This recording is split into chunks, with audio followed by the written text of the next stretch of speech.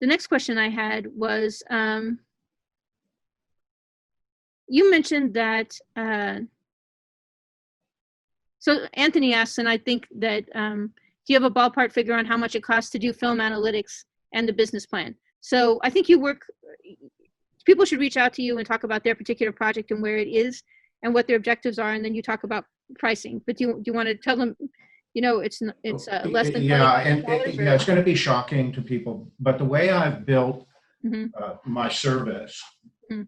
over the years is, if you're working through MPMG, there's a package figure, there's a number. Did you do And a deal with him where you? Yeah, you talk with Ray, and he'll give you a budget for every item that's going to be done through MPMG development.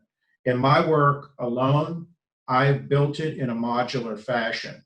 If I do a full business plan, it's multi-thousands of dollars, usually over 7,500. It can run, depending on the complexity of the film and a lot of the things that I'm doing, it can go over $10,000. So but keeping in mind that that's something that is for when you're talking about a film that's going to be 1 to 5 million, and that you're going to be spending depending on how you fund it, you're also going to be spending, $10,000 on the private placement memorandum. On the legal, right. So you've got to, because you're producing, it's like people have this notion that you can produce a $1 to $5 million film, and they think, why does it cost money to get these things done? It's because you're producing a $1 to $5 million film. If you want to produce a $50,000 film, you don't have these troubles. Yeah. You're producing something that's going to be a property which is worth. If I told you how much does it cost to build a house, how much it costs to hire an architect to build a house that's going to be worth $1 million to $5 million, you wouldn't be shocked if I told you that was $50,000. You'd be, yeah, that's totally normal because you're building something worth $1 to $5 million. A film has the same kind of development requirements. So when somebody tells me, well, the budget for my film is $5 million, I'm like, well, I have no idea where the hell you got that number because you don't have a budget. And I right. I don't even know where you got that number. That's just like you just made that up. and a viable budget cost too. I mean, I've literally had people go, and I go, so you've got a budget. Where did you get? Oh, I looked up other budgets on the internet and I sort of copied some of the stuff on that budget. That is nothing like what Ray's talking about in a day of days. They don't. Well, it ain't got nothing to do with it. Yeah. You are going to spend money, but because my business is modular, for folks who want to do some of the work on their own, or they may work with a lawyer. John Combs used to do a lot of work with him, or there's plenty of other lawyers around. And so then they can buy just the financial analytics from me. They can buy the audience from me, and I've built packages, and it's all on my website. Right. So it's not just like if you were buying services from an architect, it's not one size fits all. That's exactly correct. Or an engineer for the building that the architect's going to design, the engineer has to do certain elements of it. So I will tell you, and this isn't a sales pitch, but if you're doing this properly, you're actually investing value into your project. Of course. Whoever you do this with, whoever you hire or work with, you are putting value into your project because now it exists outside your head and your script.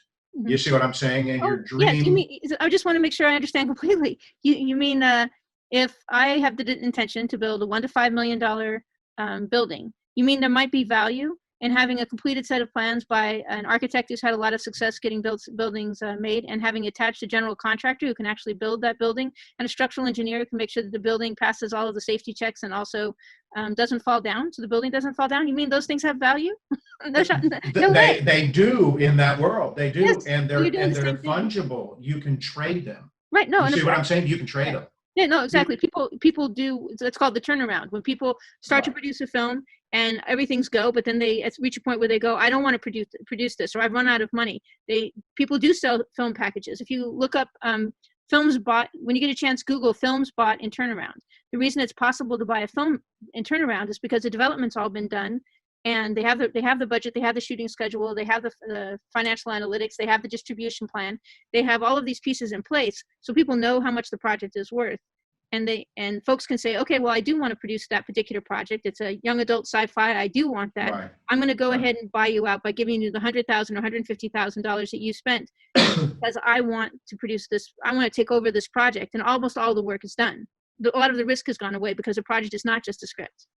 I actually regularly do turnaround studies that look at what's the potential value and what's the headroom. So if you buy a well-developed film for $100,000, you probably have headroom already in that because you could go place it for hundreds of thousands more. Sometime we should come back on to talk about where the turnaround market is and where people can take projects that they've created and find a turnaround market. Yeah, well, there's usually it's through well-placed producers and agents and folks of that nature. It's not usually the type of thing that you can just go out and, okay, I'm going to do this, although you could, but you want to position yourself in the industry because people that are doing that are really in the total buy-sell market. You see what I'm saying? It's really just business, business, business. Right. So I try to think about all of that when I'm working on a project so that I'm preparing for the worst case scenario and preparing for the best case scenario and trying to write a plan for how do you get through those.